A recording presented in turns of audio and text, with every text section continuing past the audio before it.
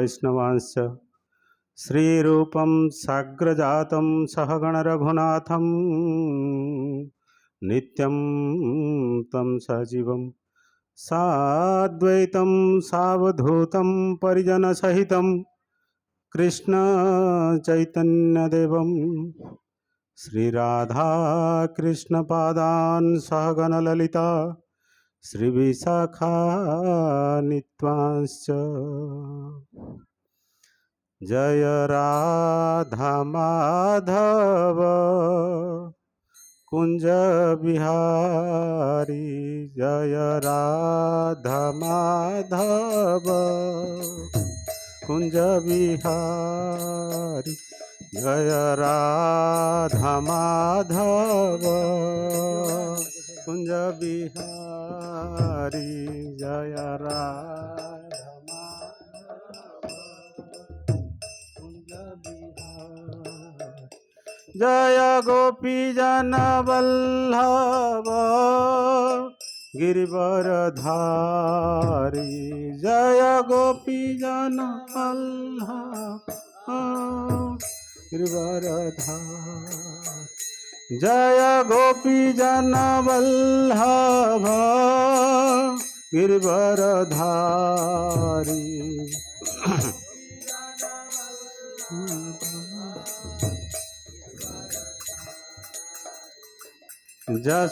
जसोदानंदन व्रजजन रंजन जसोदानंदन व्रजजन रंजन जसोदानंदन व्रजजन रंजन जसोदानंदन व्रजजन रंजन जसोदानंदन व्रजजन रंजन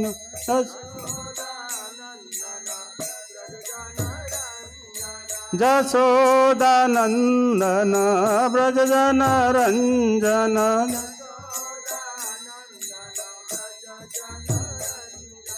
जसोदानंदन व्रजजन रंजन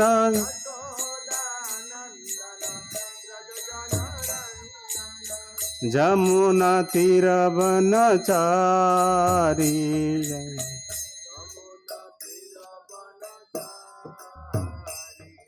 जमुना तीरवनचारी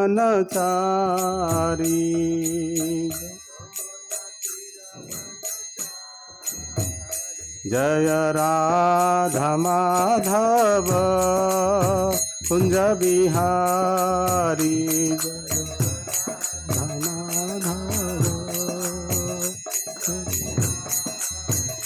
जय राधा माधव कुंज बिहारी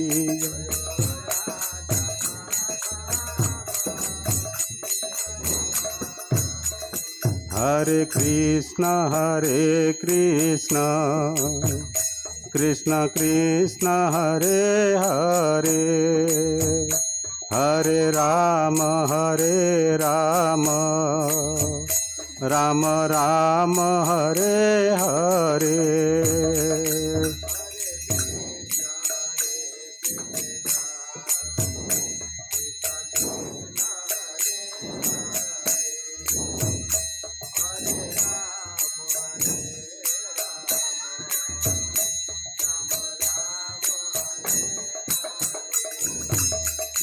हरे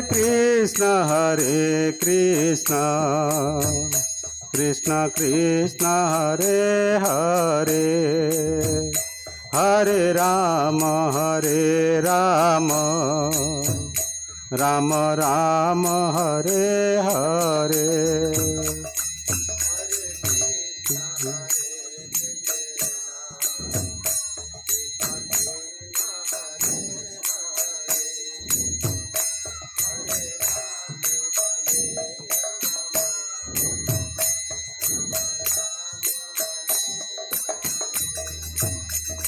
हरे कृष्ण कृष्ण कृष्ण हरे हरे हरे राम राम राम हरे हरे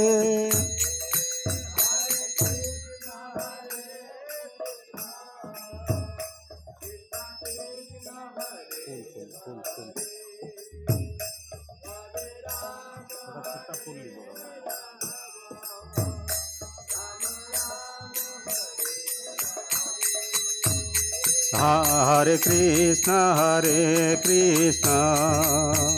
कृष्ण कृष्ण हरे हरे, हरे राम राम राम हरे हरे।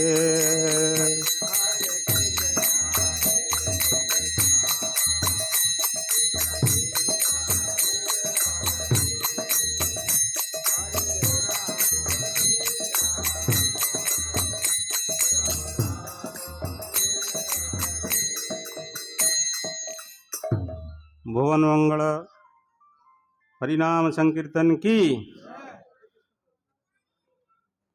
समवेत भक्त वृंद की जय। बोलो निताय गौर प्रेमानंदे हरि हरि बोल।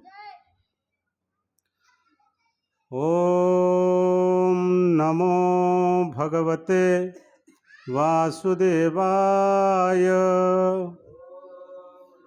सभी लोग बोलिए, सभी लोग हाथ जोड़ के भगवान को ये प्रार्थना करते हैं। ओम नमो भगवते वासुदेवाय।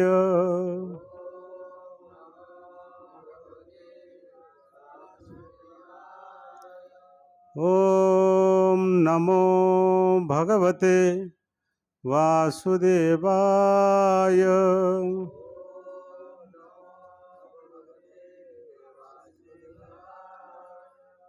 ओम अज्ञानतिमिरान्धस्य ज्ञानाञ्जनशलाकया चक्षुर्मिलितं येन तस्मै श्रीगुरवे नमः। श्रीचैतन्यमनोभीष्टं स्थापितं येन भूतले स्वयं रूपं कदा मह्यं ददान्ति सम्पदान्तिकं।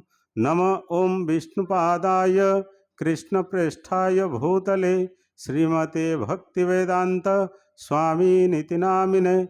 नमस्ते सारस्वते देवे गौरवाणी प्रचारिणे निर्विशेषशून्यवादी पाश्चात्यदेशतारिणे।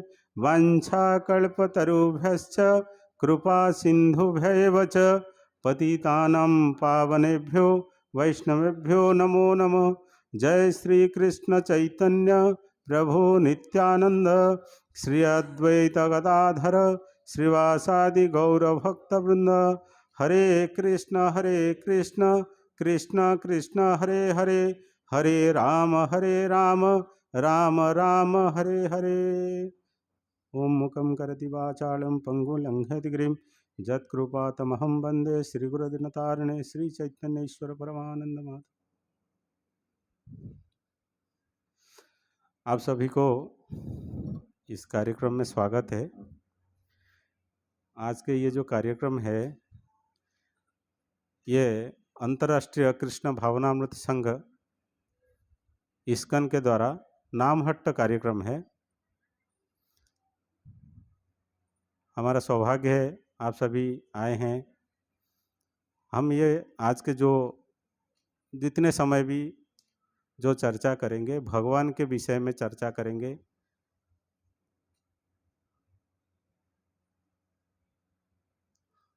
हम लोग जो मनुष्य जन्म मिला है, हमारा भगवान के साथ संपर्क क्या है, संबंध क्या है। मनुष्य जन्म कितने 84 लाख जन्म के बाद, 84 लाख योनि में घूमने के बाद मनुष्य जन्म मिलता है। और मनुष्य जन्म में क्योंकि जैसे हम कोई ट्रेन पकड़ने के लिए जाते हैं या बस पकड़ने के लिए जाते हैं, अब मान लीजिए 2 मिनट लेट हो गया, टिकट किए हैं, टिकट हाथ में है और बस छूट गई या ट्रेन छूट गई, अब वो जगह जाने के लिए और गाड़ी नहीं है, फिर दोबारा हफ्ते भर आएगा कि महीने के बाद आएगा। कभी कभी स्पेशल ट्रेन चलता है, हफ्ते में एक बार चलता है, तो वो हफ्ता हमारे लिए कई वर्ष बीत जाएगा, कई युग बीत जाएगा। फिर वो मनुष्य जन्म मिलेगा कि नहीं मिलेगा हम कह नहीं सकते हैं। इसीलिए मनुष्य जन्म को सार्थक करने के लिए हमारा कर्तव्य है भगवान का चरण में आश्रित होना। भगवान के चरण में हम आश्रित रहेंगे और भगवान का नाम कीर्तन करेंगे तो मनुष्य जीवन को हम सार्थक कर पाएंगे। हमारे ये मनुष्य जन्म में ये संख्या 4 का बड़ा महत्व है। 4 का बड़ा महत्व है। क्या 4 का बड़ा महत्व है? पहला है 4 युग। क्या क्या आप सब जानते हैं? सत्य, त्रेता, द्वापर और कली। फिर आता है 4 वर्ण, ब्राह्मण, क्षत्रिय, शूद्र और वैश्य। फिर आता है उसमें 4 आश्रम, ब्रह्मचर्य, गृहस्थ, वानप्रस्थ और सन्यास। अंतिम में 4 आता है, जब हमारा अंतिम क्रिया होता है 4 लोग हमको कंधा लेके जाते हैं। लेकिन ये अंतिम के बीच में ये 4 में हमको क्या क्या पालन करना चाहिए? जैसे हम अभी क्या गृहस्थ आश्रम में हैं। ये गृहस्थ आश्रम सबसे उत्तम है। क्यों? क्योंकि ये संसार को पालने वाला है गृहस्थ। गृहस्थ है, ये संसार का पालन पोषण हो रहा है। जब ब्रह्मचर्य में रहेंगे तो उनका यौवनावस्था में वो कुछ कर्म नहीं कर सकते हैं, क्योंकि उनका जीवन का एक सुवर्ण सुजोग मतलब समय है। तो जैसे माता पिता उनको जो भी शिक्षा देते हैं, जो दिशा देते हैं, वो उसमें चलते हैं गुरु के आदेश से। वैसे जो गृहस्थ में रहते हैं वो अपना कर्म भी करते हैं और भगवान को ध्यान भी करते हैं। तो जब भगवान अर्जुन ने महाभारत युद्ध में भगवान को पूछे थे, तो पूछे कि कौन सबसे उत्तम भक्त है, कर्म सन्यासी या कर्म योगी? तो गृहस्थ जो है कर्म योगी है। तो वो भगवान बोले थे कि जो कर्म करके भी मेरा भजन कीर्तन करता है, मेरा आराधना करता है, वो सबसे उत्तम भक्त मेरे लिए। तो हमारे ये सौभाग्य है, हम गृहस्थ होके घर में रह के अपना परिवार पालन पोषण करके भगवान का भक्ति करना चाहिए। क्यों? क्योंकि भगवान, जब तक हम भगवान के प्रति भक्ति नहीं करेंगे तो हमारे जीवन का सार्थक नहीं है। हमको लग रहा है कि ये हम सुख पा रहे हैं, मतलब घर में बहुत अच्छा घर है, बंगला है, गाड़ी है, घोड़ा है, हाँ पैसा है, सब कुछ है। लेकिन आज के समय में कितने ही बड़ा अमीर आदमी हो जाए, उसको पूछिए कि मन का शांति है क्या उसमें? किसी को, क्योंकि वो सब क्षण भंगुर है।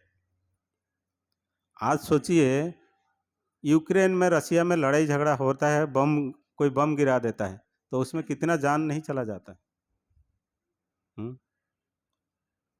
जो आदमी मर गया वो क्या पैसा नहीं कमाया था? वो भी एक आस रखा था। लेकिन कब ये जो शरीर में आत्मा रूपी भगवान जो बैठे हुए हैं, कब ये चले जाएंगे कोई कह नहीं सकता है। लेकिन जब तक हम संसार में है, तब भगवान का चरणाश्रित रह के ये करेंगे तो वो आत्मा के अंदर, जो शरीर के अंदर जो आत्मा बैठे हुए हैं, उनको शांति प्राप्त होगी। अभी आप लोग एक सुने होंगे आत्महत्या, सब लोग जानते होंगे आत्महत्या। आत्महत्या क्या है? बोलते हैं वो फलाना आदमी आत्महत्या कर लिया। आत्मा का हत्या कहाँ होता है? भगवान गीता में बोले हैं, नैनम छिंदन्ति शस्त्राणि नैनम दहति पावक न चैनम क्लेदयन्त्यापो न शोषयति मारुत। ये जो आत्मा है ना, उसको कोई अस्त्र काट सकता है, ना कोई पानी डुबा सकता है, ना कोई अग्नि उसको जला सकता है, और ना कोई हवा उसको उड़ा सकता है या सुखा सकता है। तो आत्मा का हत्या कहाँ हो रहा है? भगवान तो बोले आत्मा का कोई मृत्यु नहीं है, आत्मा का कोई अंत नहीं है। ये जो शरीर रूपी आप देख रहे हैं, ये ढांचा है, ये एक वस्त्र है आत्मा का। जैसे हम नया वस्त्र खरीद के लेके आते हैं और पहनते हैं और पुराना हो जाता है और उसको फेंक देते हैं, नया वस्त्र लाते हैं। वैसे आत्मा का ये एक लिबास है, ये एक वस्त्र है, ये शरीर। उसमें जन्म मृत्यु जरा व्याधि आती है। जब पहले जन्म होगा, फिर धीरे धीरे यौवन अवस्था आएगा, फिर वृद्धावस्था आएगा, फिर आदमी गुजर जाएगा। जब गुजर जाएगा, आदमी बोलता है क्या, ये फलाना आदमी चला गया। तो वो कहाँ चला गया, कौन था? वो तो पड़ा हुआ है, उसको लेके बाद में अंत्येष्टि कर देते हैं। लेकिन उसके अंदर जो रहते हुए आत्मा है, वो चला गया। तो हम बात कर रहे थे क्या, आत्महत्या। आत्महत्या का बात यही है, हम संसार में रहते हुए भगवान का भजन कीर्तन ना करें, भगवान का आराधना ना करें, तब हम वो आत्मा को हत्या करते हैं। पुनरपि जन्मम पुनरपि मरणम पुनरपि जननी जठरे शयनम भज गोविंदम भज गोविंदम गोविंदम भज मूढ़मति।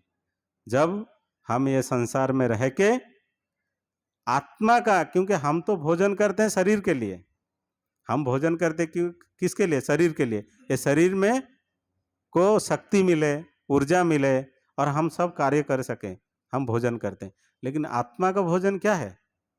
आत्मा का भोजन सिर्फ वो गोविंद, हरि, नारायण, कृष्ण, राम, उनका नाम का स्मरण करना,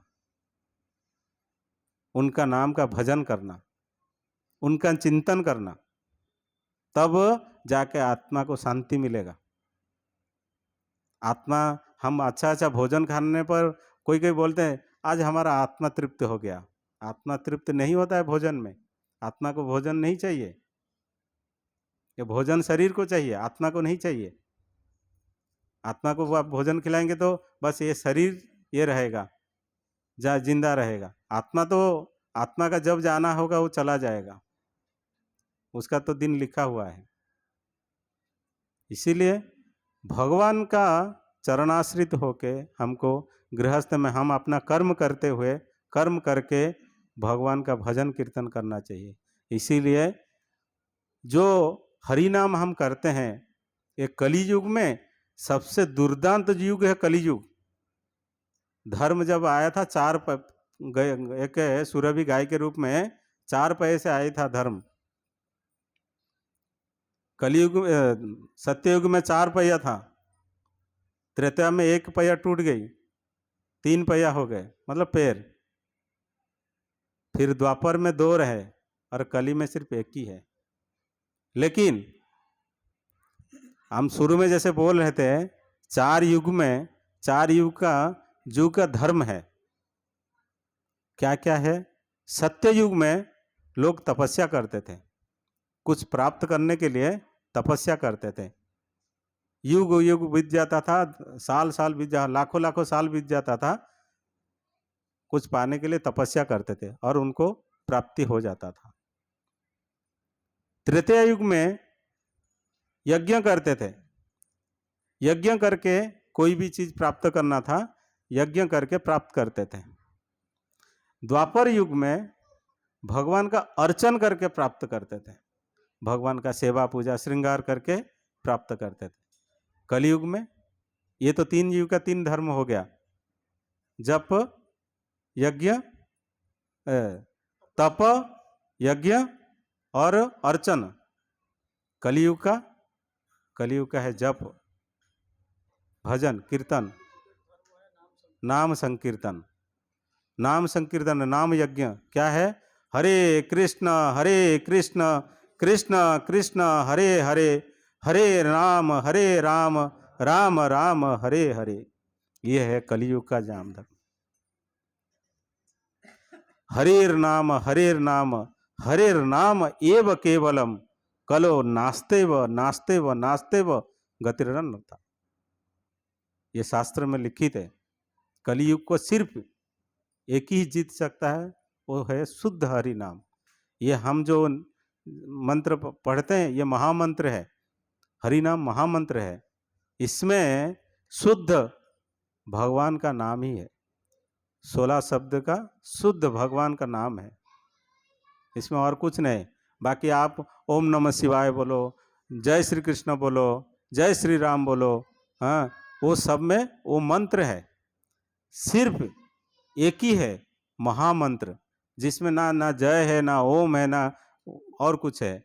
उसमें सिर्फ और सिर्फ हरे कृष्ण कृष्ण कृष्ण हरे हरे, हरे राम राम राम हरे हरे। तो कई कई लोग को संदेह रहेगा कि हम तो कृष्ण का नाम सुनते हैं, राम का नाम सुनते हैं, ये हरे शब्द का अर्थ क्या है? जब किसी भगवान का ये शुद्ध नाम क्यों कहा गया है? हरेर अर्थ भगवान का अंतरंगा शक्ति। भगवान कभी भी युग अवतार लेते हैं अपने शक्ति के साथ, अंतरंगा शक्ति के साथ युग में अवतार लेते हैं। तो हरे शब्द जब हम हरे कृष्ण कहते हैं तो हरेर अर्थ स्वयं राधा रानी है। ये राधा रानी हो गए भगवान का अंतरंगा शक्ति।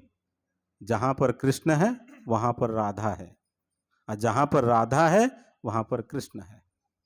इसीलिए जब हम कृष्ण का नाम लेते हैं तो पहले शक्ति का नाम लेना पड़ता है।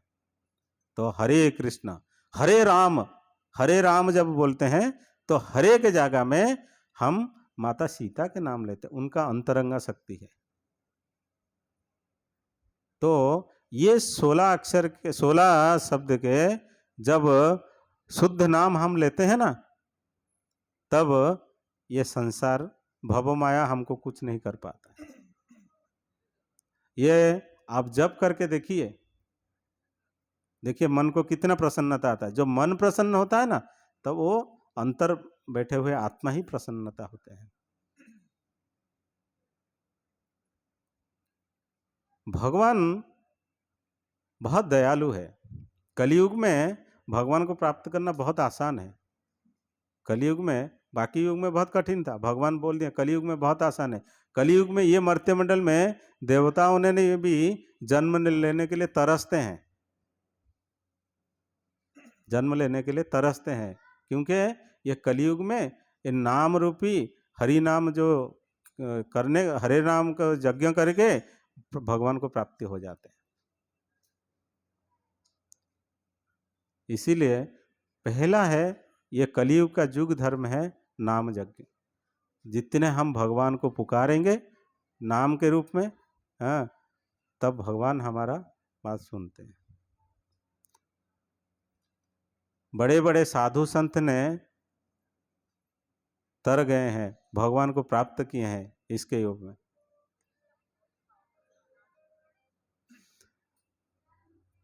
अभी आप जानते होंगे उड़ीसा में जगन्नाथपुरी धाम के बारे में, आप सब तो जानते होंगे। भगवान जगन्नाथ वहाँ अपने परिवार के सहित भाई और बहन को लेके, वो जो जगन्नाथ है वही कृष्ण है और वही राम है। वो युग अवतार में आए हैं, तो भगवान जो कृष्ण है वही राम है, वही जगन्नाथ है। वहां पर आज भी नित्य लीला होता है। और आप हमारे ये जो वैष्णव परंपरा में चैतन्य महाप्रभु, श्रीमन चैतन्य महाप्रभु के नाम जानते हैं? माताजी लोग कोई जानते हैं? माताजीगण जानते हैं चैतन्य महाप्रभु के नाम सुने? चैतन्य महाप्रभु भी भगवान का युग अवतार है। वो कलयुग में ये बद्ध जीव को तारण करने के लिए अवतार लिए हैं। और जब अवतार लिए, वो स्वयं अपने शक्ति के साथ ही अवतार लिए। जैसे भगवान जब अवतार लेते हैं तो उनका रंग था गौर वर्ण था, क्योंकि भगवान का जितने अवतार है सब में श्यामल वर्ण है। लेकिन कलयुग में भगवान जब गौर रूप में गौरांग चैतन्य महाप्रभु जब अवतार लिए, उनका रंग था गौर, राधा रानी के अंग लिए, किंतु उनका जो गुण है वो भगवान कृष्ण का था।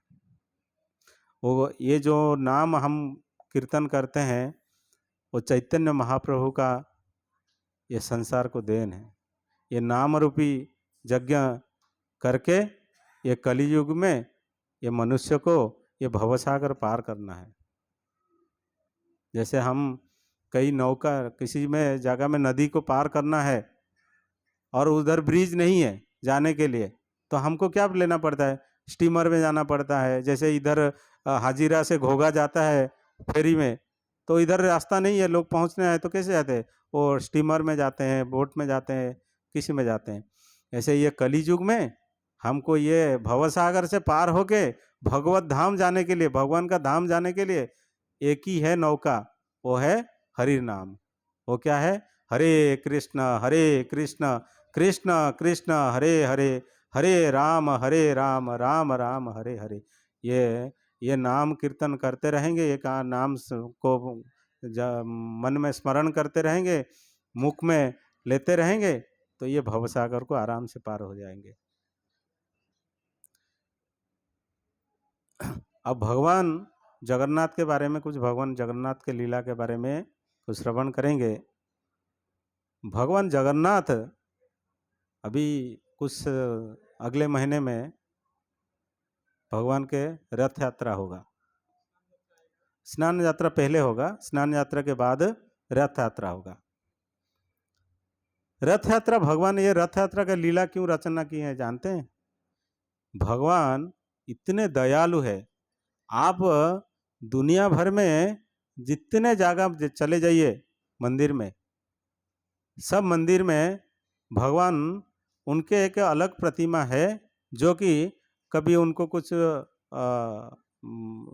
उनका निकालना है। रथ यात्रा तो नहीं होता, रथ यात्रा तो सिर्फ जगन्नाथपुरी में ही होता है। बाकी जगह में पालकी निकालते हैं या सवारी निकालते हैं। जैसे उज्जैन में सवारी निकालते हैं महाकाल जी के, तो उसमें उनका एक अलग विग्रह है, वो उनको लेके जाते हैं।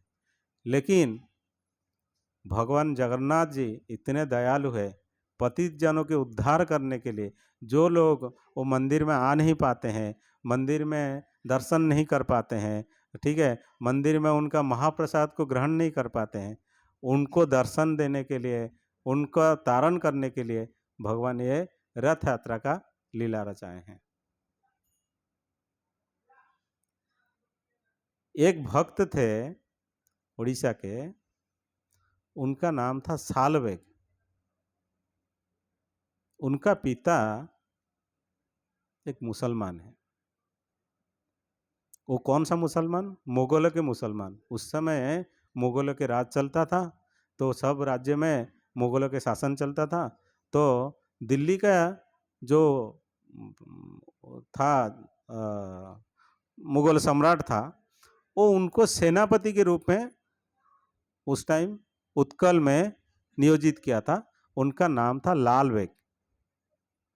तो लाल बेग का उड़ीसा का राजधानी उस टाइम कटक में था, तो कटक में उनका कार्यालय था। तो एक बार वो तो भ्रमण करते थे, उनका काम है देखना कौन से जगह में क्या हुआ। एक बार वो घोड़ा दौड़ा के कटक से पुरी जा रहे थे। रास्ते में एक जगह आया, वो जगह के नाम है दांड मुकुंदपुर। कोई गए होंगे तो उधर जानते होंगे, पिपली करके एक जगह आता है, बड़ा फेमस है, जहाँ पर वो हैंडीक्राफ्ट होता है, हाथ में कपड़ा का बनाते हैं बढ़िया बढ़िया। उसके बाद में वो गांव आता है दांड मुकुंदपुर। वो दांड मुकुंदपुर में ललिता नाम के एक ब्राह्मण कन्या थी। तो वो ललिता नाम के ब्राह्मण कन्या एक बार उनके वो गांव के तालाब में वो स्नान कर रही थी। उसी दिन ये लाल बेग अपना घोड़ा लेके उसी रास्ते में जा रहे थे, कहाँ, जगन्नाथपुरी के जाने के लिए। जब उनको देखे ललिता को, तो उनके रूप में वो मोहित हो गए। ये बोले कि ये मेरा बेगम बनेगी, तो मैं इसको लेके जा रहा हूँ। तब जबरदस्ती, क्योंकि उस टाइम में मुगलों के राज था, तो मुगलों को वो लाल बेग ने इसको जबरदस्ती लेके गए। तो ललिता ने बोली, देखो मैं ब्राह्मण कन्या हूँ, मैं तुम्हारे साथ नहीं जा सकती है। तो बोले नहीं, मेरा मतलब मेरे को तुम पसंद आए हो तो मैं तुमको लेके ही जाऊंगा। तो बोले एक शर्त पे। बोले बोलो तुम्हारा शर्त। बोले मैं तुम्हारे साथ तो जाऊंगा, लेकिन मैं मेरा धर्म परिवर्तन नहीं करूंगा। बोले वो राजी हो गए, ठीक है। तो उसी समय ललिता के जो सखी उनके दोस्त थे वो भी स्नान कर रहे थे। ललिता ने अपने हाथ से सोने का कंगन निकाल के का सखी को दे दिए। बोले ये लो, और मेरे जो राधा माधव घर में उनका कृष्ण, राधा कृष्ण के विग्रह सेवा करते थे राधा माधव करके, बोले उनके पैर में ये रख देना और बोलना कि तुम्हारे ललिता और दोबारा नहीं आएगी तुम्हारा सेवा करने के लिए। इतना बोल के ललिता इनके साथ में चली गई। जाने के बाद कुछ साल के बाद उनका एक पुत्र जन्म हुआ, उसका नाम है सालबेग, जो आगे चल के महान भक्त के रूप में जाना गया। एक समय था लाल बेग को जगन्नाथपुरी में वहाँ के कुछ, क्योंकि उड़ीसा में सैनिक बोले पाइक मार, जब मुगलों के बाद अंग्रेज भी आए थे तो वहाँ पर क्षत्रिय करके थे, पाइक, उनको पाइक बोलते हैं, वो लोग तलवार भाला तीर चलाने में बहुत माहिर थे। तो लाल बेग को ऐसा कुछ हुआ था जो कि उनको वहाँ मार दिए थे, कहाँ, जगन्नाथपुरी में। तो ये इनका पुत्र साल बेग वो धीरे धीरे बड़े हो गए थे। तब इनको क्रोध आया कि मेरे पिता को मारे हैं तो मैं भी उनको जाके मारूंगा, मैं उनका प्रतिशोध लूंगा, मेरा पितृहत्या का प्रतिशोध लूंगा। तो एक बार वो जब बड़े हो गए, ये भी घोड़ा दौड़ा के गए तो उन लोगों के साथ युद्ध करने के लिए। जब युद्ध करने के लिए गए वो लोग भी इनको आक्रमण किए। तो पुरी के जो बड़दंड है, ग्रांड रोड बोलते हैं, बहुत चौड़ा है, जहाँ पर रथ यात्रा होता है, आप दूर से देखेंगे ना जगन्नाथपुरी का, आज तो ऐसे रास्ते में आएंगे तो चंदनपुर, साक्षीगोपाल के बाद चंदनपुर आता है, चंदनपुर के बाद भगवान के जगन्नाथ जी के नीलचक्र और उनका पतितपावन बाना वो दर्शन हो जाती है। जब इनके आक्रमण हुआ तो सालवे को बहुत क्षत विक्षत कर दिए थे, बहुत घाव पहुंचा दिए थे तलवार मार के। ये बेहोश हो गए, कष्ट इतना हुआ था, बेहोश हो गए। खाली इतना दृश्यमान हुआ, भगवान का नील चक्र दर्शन हो रहा था और पतितपावन बाना दर्शन हो रहा था। वो उतना बोल के गिर गए कि मेरे माता के लकड़ी के भगवान, मैं अभी मर रहा हूँ, रखना है तो मेरे को रख लो। इतना बोल के गिर गए और आंख बंद किए। आंख खुला तो पाए अपने घर पे, उनको कौन पहुंचाया उसका कोई ये नहीं था। लेकिन वो आक्रमण में घाव इतना बढ़ गया था, इतना बढ़ गया था कि वो कष्ट वो सहन नहीं कर पाते थे। वो वैद्य आए, उनको दवाई दिए, उनका लेपन लगाए, फिर भी कष्ट सहन नहीं हो रहा था। नित्य रोते थे, सो नहीं पाते थे, रात रात सो नहीं पाते थे, खाली बोलते थे बहुत कष्ट हो रहा है माँ, मैं और ये जीवन धारण नहीं कर पाऊंगा, मैं मर जाऊंगा। तो एक समय ऐसा था, उनके माता बोले, क्योंकि उनके माता भगवान जगन्नाथ के बहुत बड़े भक्त, तो बोले देख बेटा, तेरे को रखना है तो हम जगन्नाथ रख सकते हैं और कोई नहीं, तेरे को रखना है तो वो रखेंगे और मारना है तो वही मारेंगे, तुमको और ना कोई नहीं रख पाएगा, तो तुम उनको ही स्मरण करो। तो कभी तो क्योंकि वो मुसलमान पिता का लड़का है, वो पिता के हिसाब से चला है, कभी भक्ति भाव क्या है जानता नहीं था, क्या भक्ति क्या होता है, भगवान को कैसे पुकारते हैं, क्या करते हैं। लेकिन जब देखिए आदमी को कष्ट होगा ना, तो जो जैसे बोलेगा वैसे कर लेगा उस समय। तो कष्ट हो रहा है, बहुत कष्ट हो रहा है, उतने बोले हे जगन्नाथ, आप ही नियंता है, आप ही रखवाले हैं, आप चाहेंगे तो मेरा ये शरीर को ठीक कर दो, या नहीं आज रात मेरे को मेरा प्राण हर लो, मेरे को और ये कष्ट सहन नहीं होता है, मैं नहीं रह सकता हूँ, आप मेरा प्राण हरण कर लो, या नहीं तो मेरा कष्ट को निवारण कर लो। इतना बोल के बैठे हुए हैं, कई रात तक सोए नहीं थे। उसी दिन पता नहीं कैसे उनको नींद आ गया। जब नींद आया, वो स्वप्न में देख रहे हैं स्वयं जगन्नाथ आए हैं और पास में बैठे हैं। बोले अरे तू आज तक मेरे को बुलाया नहीं था, लेकिन आज इतना भावप्रवण होके, इतना श्रद्धा, इतना भक्ति के साथ तू पुकारा ना, मैं नहीं रह सका, तुम्हारे पास दौड़े चले आया। तो लाए थे क्या? भगवान का शीतल चंदन।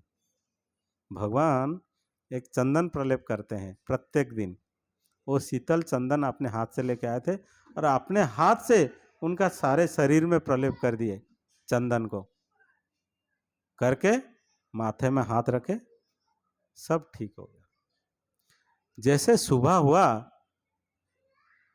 देख रहे हैं साल बेग उठ के, एक भी क्षत नहीं है। जो क्षत से डेली पानी निकलता था, रक्त निकलता था और वो पॉस हो जाता है, वो भी निकलता था, हाँ, वो सब कुछ नहीं है। अब मतलब शरीर सुंदर, और चंदन अगुर के खुशबू से और तुलसी के खुशबू मतलब सुगंध से वातावरण पूरा शुद्ध हो गया है।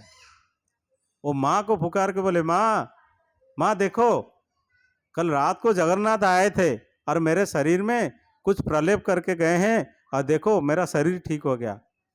माँ बोली, देख बेटा, मैं तेरे को बोली थी कि तेरे को रखेंगे तो स्वयं जगन्नाथ ही रखेंगे और कोई नहीं रखेगा।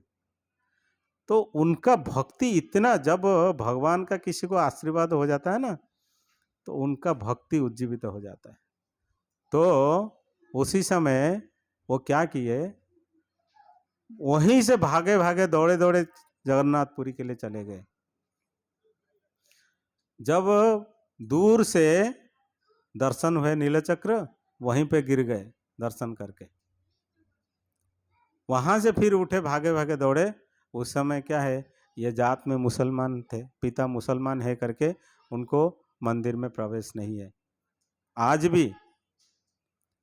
भी मंदिर में सिर्फ हिंदुओं को ही प्रवेश है, अन्य धर्म में प्रवेश नहीं है।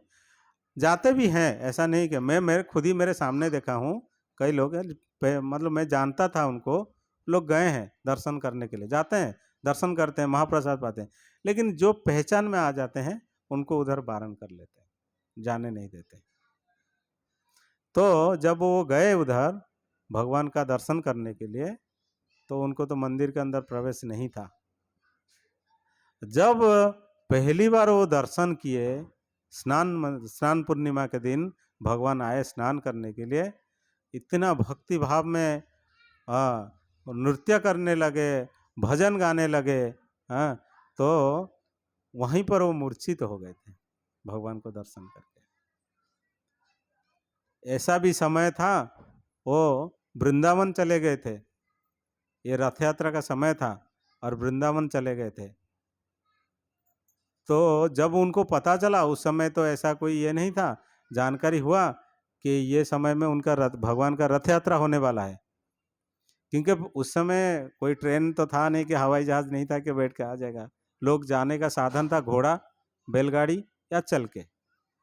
जब वो चलते चलते गए थे और आने का था समय उनको लगा कि भगवान तो, क्योंकि उनको तो मंदिर के अंदर प्रवेश नहीं था, भगवान साल में एक बार मंदिर से बाहर आएंगे, रथ यात्रा देखेंगे। हाँ, उनको 700 माइल रास्ता था उनको आने के लिए। बोले और दर्शन नहीं कर पाऊंगा मैं। भगवान को वहाँ पर बहुत मतलब भाव भक्ति और अंदर का मतलब ये हो के रोदन करके क्रंदन करके पुकारे थे। तो भगवान ने 3 दिन, जगन्नाथ जी ने अपने रथ को 3 दिन, ये जगन्नाथपुरी से जब गुंडीचा मंदिर जाते हैं वहाँ से करीब 1 किलोमीटर रास्ता होगा। हाँ, वहाँ पर बलगंडी करके वो जगह का नाम, 3 दिन तक रथ खड़ा रहा। राजा ने हाथी ले आए, कई और सैनिक बुला लिए, रथ को खींचने के लिए कोशिश किए, नहीं गया। क्यों? भगवान भक्त का सुनते हैं। एक भक्त पुकारा है, इसीलिए भगवान अपना रथ को 3 दिन तक रोक के रखते थे। वहां पर जो राज्य में थे वहां का राजा को पता चल गया, जब भगवान उनके स्वप्न में आके बोले मेरा ये भक्त मेरा दर्शन के आतुर है, तुम इसका साधन सुविधा करो, वो मेरा दर्शन करेगा। वहां के राजा ने रथ दिया था, जो कि 3 दिन के बाद हुआ, कि जो उनको महीना भर लगने वाला था 3 दिन में आके पहुंचे थे। जैसे सालवग ने आके भगवान का दर्शन किया, रथ अपने आप चलने लगा। देखिए भगवान भक्त के लिए कितना आतुर है। भगवान हमेशा इसलिए बोलते हैं अहम भक्त पराधीन, भक्त जैसा चाहता है हम वैसे करते हैं। जब गजेंद्र ने वो मगरमच्छ ने उनको पकड़ लिया था, आतुर होके कुछ नहीं था उसके पास देने के लिए, एक कमल के फूल अपने सूंड में तोड़ के ऐसे दिखा दिया था भगवान को और पुकारा था। भगवान गरुड़ के पीठ में बैठ के आके चक्र पेश के, चक्र छोड़ के मगरमच्छ को मारे और गज को उदाहरण कर दिए। तो भगवान हमेशा भक्त का स्वार्थ, भक्तों को कैसा आनंद आता है, किस चीज में आनंद आता है, भगवान वो देखते हैं। भक्तों का आनंद में ही भगवान का आनंद है। इसीलिए हम सभी को भगवान के प्रति आसक्ति रखना, भगवान का नाम कीर्तन करना और भगवान का प्रसाद सेवन करना, तब हमारा मन, चित्त और बुद्धि सब शुद्ध हो जाएगा और भगवान अपने आप हमको रास्ता दिखाने लगेंगे। हमारे लिए कौन सा अच्छा है, हमको भगवान हम हमारे लिए जानते हैं। जैसे हमारे लिए हमारे एक कोई संतान है, अपने माता पिता संतान का अच्छा ही सोचते हैं हमेशा। आप सोचिए, हम कोई भी, जैसे आपका भी कोई पुत्र है या पुत्री है, तो उसको क्या चाहता है वो आपको पता लग जाता है, बिना बोले भी कि मेरे लड़के लिए ये चाहिए, तो आप बाजार से ले आते हैं। भगवान ऐसे हमारा परमपिता है, हमको क्या चाहिए भगवान को सब पता है। हम क्या है, मोह माया में फंसे हुए हैं। वो हमको क्या लग रहा है, ये सब चीज हम कर रहे हैं, हम लेके आ रहे हैं, हम कर रहे हैं। नहीं, भगवान ही सृष्टि का नियंता है, भगवान ही सब कुछ कर रहे हैं। वो हमारे चित्त में, हमारे बुद्धि में बैठ के ये सब करवा रहे हैं। चाहे हम कितने ही हमारे अंदर ये रखे, लेकिन भगवान ये सब कुछ करवा रहे हैं। इसलिए हम अच्छा कर्म करेंगे, अच्छा सब ये करेंगे, भगवान के प्रति भक्ति भाव रखेंगे, तो अपने आप हमारा सब कुछ अच्छा हो जाएगा। आज के लिए कार्यक्रम इतना ही है। तभी हम सब वैष्णव को प्रणाम करेंगे। वंशा कल्पतरोभ्यश्च कृपा सिंधुभ्यैव च पतितानां पावनेभ्यो वैष्णवेभ्यो नमो नमः। हाँ, सभी के लिए